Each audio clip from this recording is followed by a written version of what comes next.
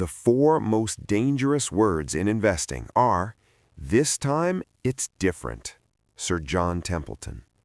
And yet, that's exactly what the market feels like right now. It's like watching someone drink 5 energy drinks at midnight and then calmly say, "Yeah, I'll sleep just fine." Because in 2026, something very strange is happening to the global economy. Stocks are near record highs.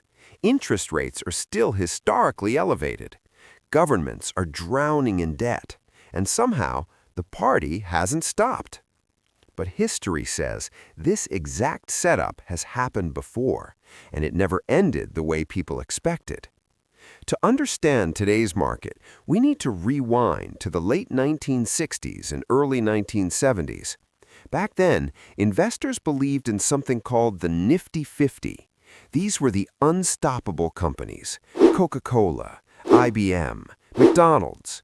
Investors believed these companies were so dominant you could buy them at any price. Some traded at PE ratios of 40x, 50x, even 60x earnings. Sound familiar? Because today we have our own version of the Nifty 50. They're called the Magnificent Seven: Apple, Microsoft, Nvidia, Amazon, Alphabet, Meta, Tesla. And together, these 7 companies now make up over 35% of the entire S&P 500. That level of concentration is almost unheard of. But that's not even the strangest part, because the real villain of this story is the global debt bomb. Right now, global debt has exploded to over $315 trillion. That's about 330% of global GDP. Meanwhile, in the United States alone, government debt just crossed $35 trillion. And the interest payments, they're now over $1 trillion per year. That's more than what the U.S. spends on its entire military.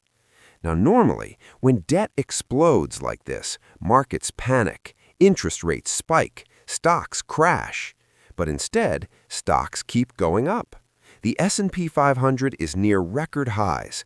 The Nasdaq has doubled since 2022, and one company, Nvidia, briefly crossed a $3 trillion valuation.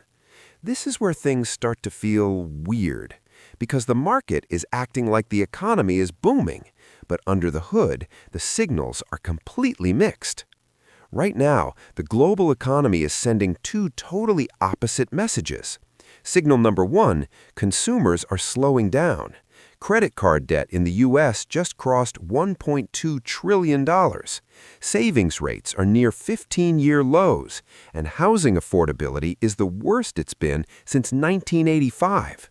But signal number 2, investors are acting like we're in the middle of a tech revolution.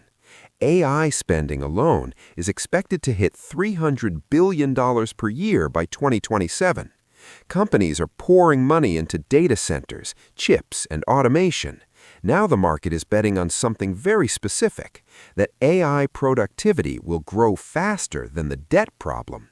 In other words, technology needs to outrun the math. And history tells us that's a very risky bet. Now, this doesn't mean the market is about to crash tomorrow. History almost never repeats that neatly. But it does rhyme. The Nifty 50 bubble didn't explode overnight.